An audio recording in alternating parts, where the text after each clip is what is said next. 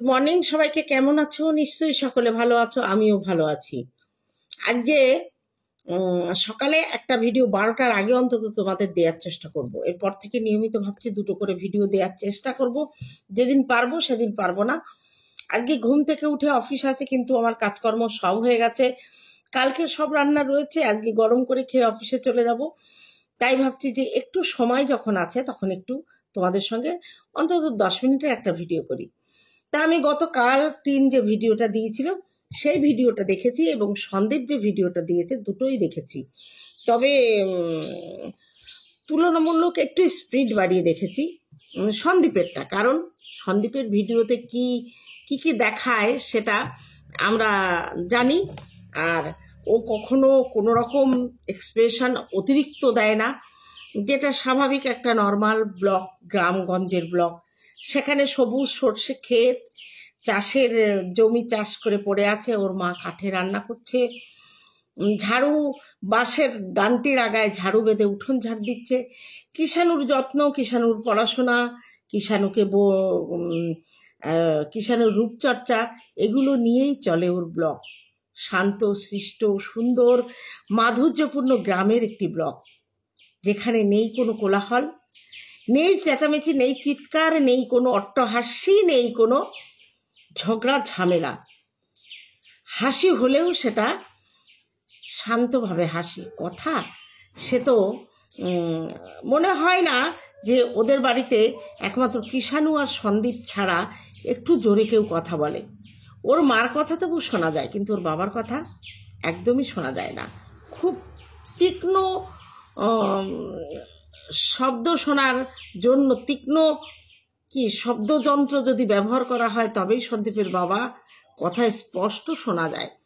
আর উনি যদি ক্যামেরার সামনে এসে বলেন তখন তো স্পষ্ট কথা বলেন। এক কথায় বলতে গেলে একটা সুন্দর ডেইলি ব্লগ আমাদের সন্দীপ উপহার দেয়। হ্যাঁ, ইদানিং সন্দীপের ভিউজ একটু কমে গেছে। এই কারণে এখন সবারই একটু ভিউজটা ডাউন, সব ব্লগারদের। এদিকে আমরা যদি পাশাপাশি টিনের ব্লগটা আমরা আলোচনা করি, তাহলে দেখব একটা মানে আনাড়ি পাতাড়ি একটা বাচালতা, একটা সৃষ্টি ছাড়া, একটা লক্ষ্মী ছাড়া ব্লগ। সেখানে শুধু আছে খাওয়া দাওয়া, আছে চিৎকার চেঁচামেচি, আছে রঙ্গতামাশা।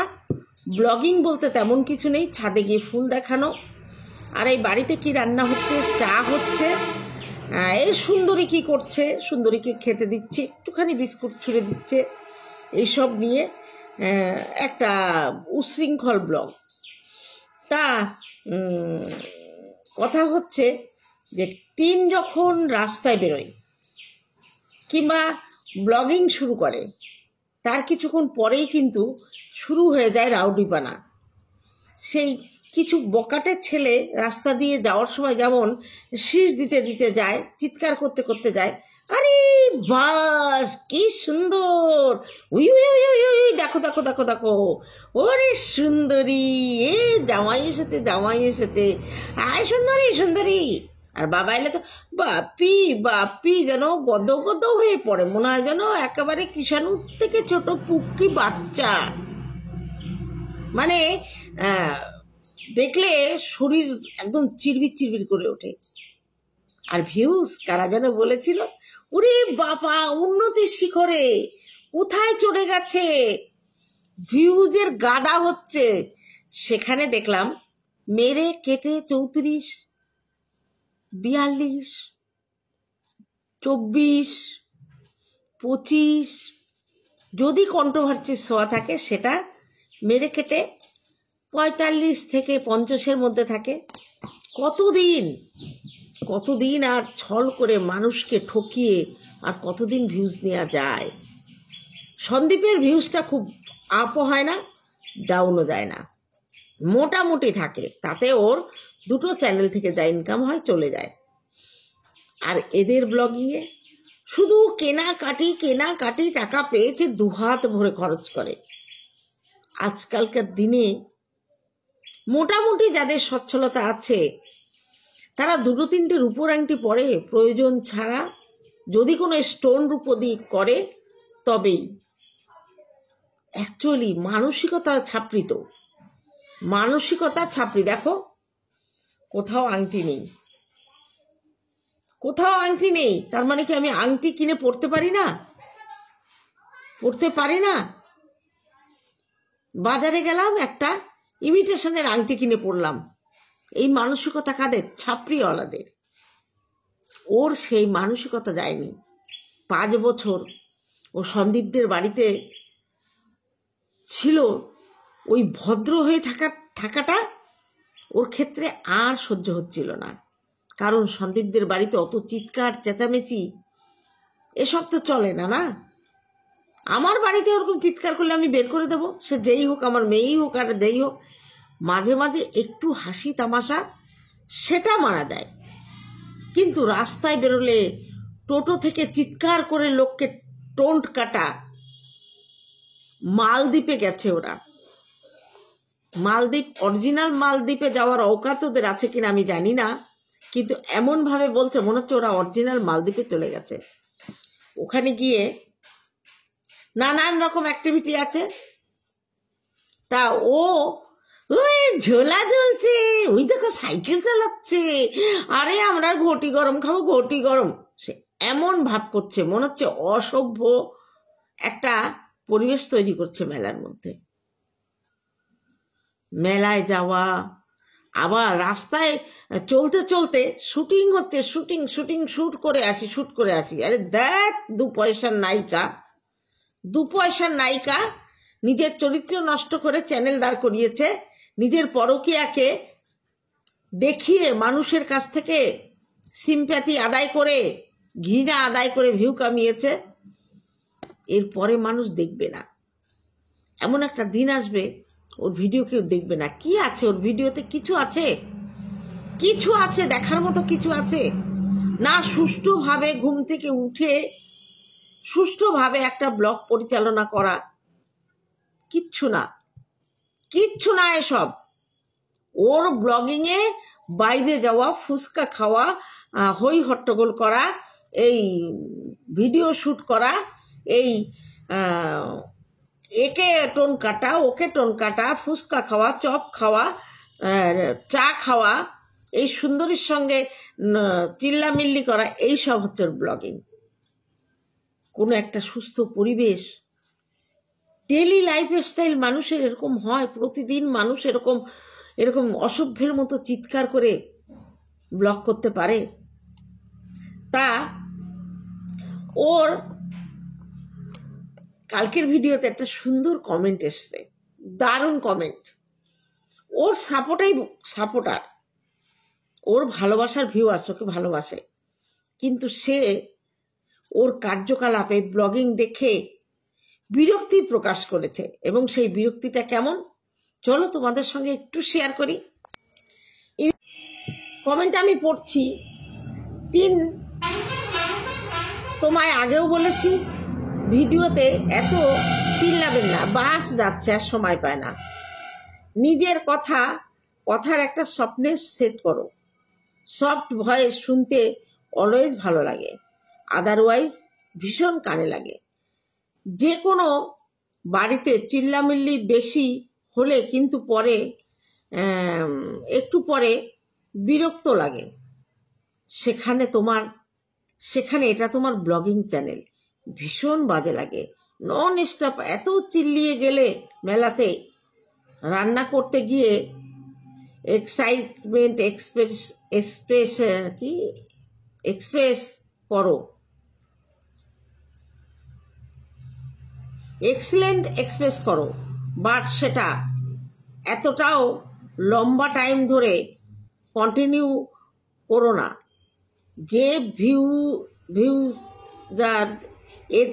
ভিউয়ার্সদের বিরক্তি রিজন হয়, মানে এতটা টাইম ধরে এক্সপ্রেশনটা এইভাবে দিও না যাতে ভিউজ যারা ভিডিও দেখে, ভিউজার, তাদের যেন বিরক্তির কারণ না হয়। বাকি নিজে যেটা ভালো মনে হয় সেটা করো।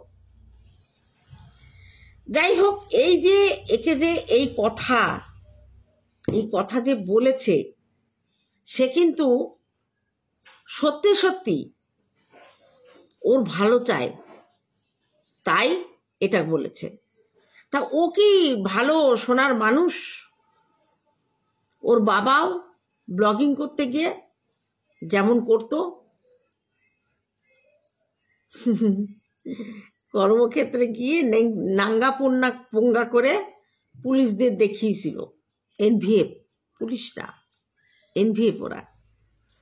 যাই হোক, কোনো কাজই ছোট নয়, ভালো করুক, কিন্তু ওরা যে পুলিশ বলে না, অ্যাকচুয়ালি পুলিশ নয়। যাই হোক, কাজ করছে, সংসার চালাচ্ছে, ভালো করছে, সব ঠিক আছে, কিন্তু অনিয়ম করলে ধরা তো খাবেই। যাই হোক, এই ছিল হচ্ছে টিনের ব্লগ। এই ব্লগ দেখে মানুষে বাহ কি দেখে করে আমি কিছু বুঝতে পারি না। এই মেয়েটাকে সতী বানানোর জন্য কিছু মানুষ উঠে পড়ে লেগেছে, আর সন্দীপকে দুশ্চরিত্র প্রমাণ করার জন্য সেই মানুষগুলোই গলা ফেড়ে চিৎকার করছে, নানান রকম ছলনা করছে। আজকে সন্দীপ যদি সেরকম নোংরামি করত, তার এলাকার মানুষ তার বাড়িতে এসে ক্ষোভ দেখাতো যে তুমি তোমার বউকে যার জন্য তাড়িয়ে দিলে, ঠিক একই কাজ তুমি করছো, অতএব এটা আমরা মানতে পারছি না। তেমন কিছুই নয়। সন্দীপ তার সংসার, তার বাবা মা, তার সন্তান নিয়ে বেশ সুখে আছে। যদি ভুল ভ্রান্তি কিছু হয়েও থাকে, সন্দীপকে বলবো সেটা কাটিয়ে উঠে নিজের মতো করে চলো। আর টিনকেও বলবো, টিন, এইভাবে দুজনার জীবন নষ্ট করো না, মন স্থির করে ডিভোর্স দাও, দুজন থেকে আলাদা থাকো, দুজনেই নতুন করে আবার জীবন শুরু করো। এইটুকু জীবন, বেশি দিন নেই কেউ, সবারই আস্তে আস্তে সময় ফুরিয়ে আসছে। এই সময়টাকে কাজে লাগাও, জীবনে সুখী হও, অন্যকে সুখী হতে দেওয়ার চেষ্টা করো। জানি না কেন এর বাবা মা নিজের সন্তানের ভালো মন্দ বোঝার চেষ্টা করে না, শুধু টাকা সন্তানকে দেখিয়ে সন্তানের কাছ থেকে সব সময় টাকা আদায় করে। ওর টাকা জলের মতো খরচ হয়। মেলায় গিয়ে কোথাও গিয়ে দেখেছো কিছু খেতে, কিছু কিনতে ওদের? না, সব টিনের ওপরে। নাইট ল্যাম্প কিনলো, ও কিনলো, দাদার ঘরে কিনলো, ওর মায়ের ঘরে কিনলো। একটা জিনিস ওর কেনার ক্ষমতা নেই। একটা মেয়ে ডিভোর্স হয়ে বাপের বাড়িতে এসেছে, তাকে আলাদা থাকতে হচ্ছে। কেন মেয়েটা একা থাকবে? তার বাবা মা বেঁচে থাকতে তাদের দায়িত্ব আছে না মেয়েকে? তারা যেমন ছেলেকে সংসারে পাহারা দিচ্ছে, তেমনি তার মেয়ের জীবনটা গড়ে দেওয়ারও দায়িত্ব তাদের আছে। হয় তাকে, এই যে বলছে পড়াশুনো করবে, পড়াশুনো, তোমাদের মনে হয় পারবে না? এ স্থির মস্তিষ্কের নয়। আজ একটা সিদ্ধান্ত নিচ্ছে, কাল একটা সিদ্ধান্ত নিচ্ছে। আবার একজন লিখেছে তুমি ল পড়ো। ওরে বাবা, উকিল হবে টিন রানী, নিজের কেস নিজে লড়বে, মনে পড়ে কিছু?